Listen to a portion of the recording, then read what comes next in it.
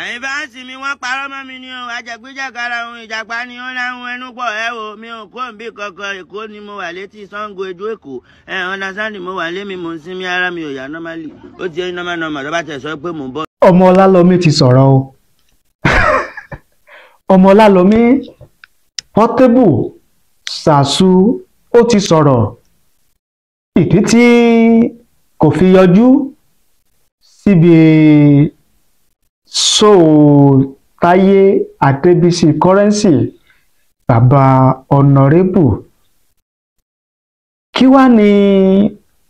ìdí tí Portable tí ò fi yọjú síbi eré Táyé Adébísí Currency. Ọ̀pọ̀lọpọ̀ àwọn èèyàn ni wọ́n sọ pé torí ọ̀rọ̀ tí Portable ọ̀rọ̀ tó sọ ní nǹkan bíi ọlọ́sẹ̀ bíi 3 sí 4 sẹ́yìn tó sọ síbàdàn wípé kò sílé tó ní òrùlé Gerrard nílẹ̀ Ìbàdàn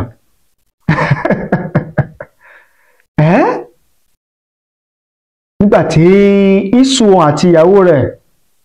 tó bẹ́ sílẹ̀ ìyẹn Queen Dami àwọn èèyàn ní torí ìyẹn ó ní ó fi ń bẹ̀rù láti yọjú sí Ìbàdàn láti wá ṣeré nìbàdàn káwọn ọmọ Ìbàdàn kàn má lọ ṣe ìkọlù sí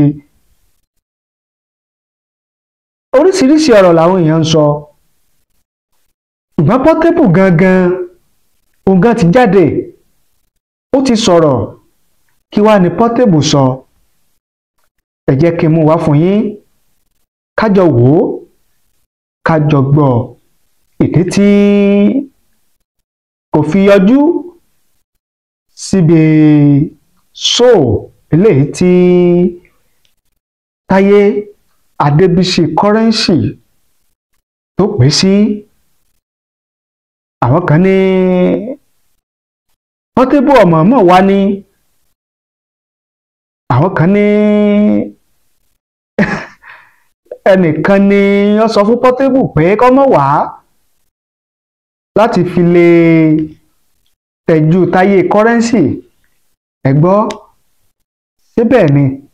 àbí bẹ́ẹ̀ kọ́ ẹ jẹ́ ká jọ gbọ́ ohun tí Portable tó sọ fúnra rẹ̀ gan ìdí tí ò fi yọjú síbi eléyìí tí Táyé Adébísí Currency tó pè sí gan ó yá ẹ jẹ́ á jọ gbọ́. ẹ̀yin fáǹsì mi wọ́n parọ́ mọ́ mi ni o ajẹ̀gbéjàgara ohun ìjàpá ni ó láwọn ẹnu pọ̀ ẹ o mi ò kó nbí kankan Èkó ni mo wà létí Ṣàngó Ejò Èkó understand mo wà lé mi mò ń sinmi ara mi ò yá normally ó ti ẹyin normal tó bá tẹ̀ sọ pé mò ń bọ̀ ń ṣó pé mo ṣe kọ̀fà fídíò pé mo máa wá mo fi pọ́n wọn lé ni ó ti ẹyin owó kílíṣì lọ́tẹ̀ owó tí mánéjà mi ní kọ́tẹ̀ gọ́gọ́gọ́gọ́gọ́ eyín 5 ni mánéjà mi ní kọ́tẹ̀ ó bá tiẹ̀ já wọn 10 là ń gbà mánéjà mi ní kọ́tẹ̀ mílí 5 bàtọ́ ọ̀dẹ̀ lè tẹ̀ lọ́wọ́ àtẹ eyín kan ṣé eyín kan ni máa fi wọ mọ́tò eyín kan ni máa gbé mọ́tò mi ni máa kó àwọn artist mi ni máa security ni máa tún wá àánú ẹ̀yin tẹ̀yìn kan ó yẹ kẹ́ sẹ́ndì mọ́tò tó máa fi wá gbé mi you suppose send security you suppose arrange with my management it's all about the eyín kan kò lè ra kílíṣì eyín kan tẹ̀tẹ̀ yẹn kò lè ra kílíṣì jẹ́ níbi tí wọ́n bá ti nífẹ̀ẹ́ mi lèmi máa ń lọ I'm a God sent ibi tó bá ti nífẹ̀ẹ́ mi ni máa ń lọ ibi tó bá ti ní ẹ̀ láìkí mi ní wá bẹ̀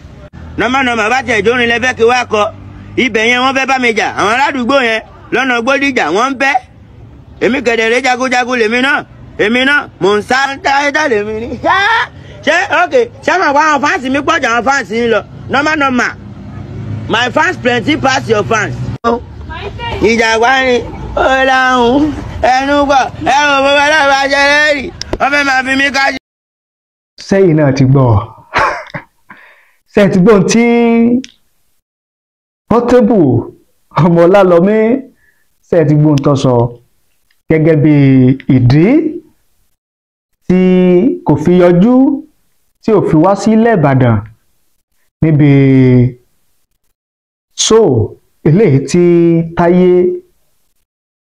Adébísí Táyé Currency èyí tó pín sí according to gẹ́gẹ́ bí ọ̀rọ̀ tí Portable gan sọ ó ní normal 10 million naira ó ní àwọn máa ń gbà ṣùgbọ́n mọ́níjà sọ fún pẹ̀lú báwọn sì jọ wà lẹ́yìn ọ̀rọ̀ táwọn jọ sọ mọ́níjà padà gba 5 million naira pé ní mọ́níjà sọ fún wọn pé kí wọ́n tẹ̀ ó tó wá di pé 1 million ni wọ́n padà tẹ̀ ó ní kí lòun ó fi 1 million ṣe kóhùn tó yọwọ́ security kóhùn tó yọwọ́ àwọn boys kóhùn tó ṣègbóhùn tó yọwọ́ àgbà tó yọwọ́ àwo owó mọ́tò transport àti àwọn nǹkan míì ó lè wá lọ tẹ 1 million naira kí ni kóhùn ó fi ṣe ẹ gbọ́ kí lè ro tiyín àti òye tiyín lórí ọ̀rọ̀ tí Portable lórí ọ̀rọ̀ tó sọ yìí gẹ́gẹ́ bí ìdí tí ò fi yọjú síbi eré tí Táyé Adébísí Táyé Currency tó pín sí ẹ bá ní pín ẹ bá ní share rẹ̀ kó lè káàkiri àgbáláyé kí ni èrò tiyín kí ni ìwòye tiyín lórí bí Portable bí ó ṣe yọjú bí ó ṣe wá síbi show tí Táyé Currency bàbá Honorable èyí tó pín sí ṣe kò ní lẹ́yìn bí ó ṣe yọjú yìí gan tó bá máa lẹ́yìn kí ni ẹ̀yìn tẹ́yìn rò pé ó lè ní gan fún Portable bó ṣe kọ̀ láti yọjú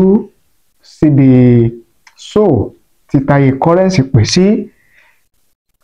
ẹ fi èrò tiyín àti ìwòye tiyín ẹ fi ṣọwọ́ sí wa láàyè comment nísàlẹ̀ fídíò yìí á kà ó á sì ṣe àgbéyẹ̀wò rẹ̀ ẹ ṣé bẹ́ẹ̀ ṣe ń wò wá ẹ ṣé bẹ́ẹ̀ ṣe ń gbọ́ wá ojú tẹ́ fi ń wò wá pọ̀ ní fọ́ etí tẹ́ fi ń gbọ́ wá kò ní di láṣẹ Èdùmàrè. Thank you. God bless you.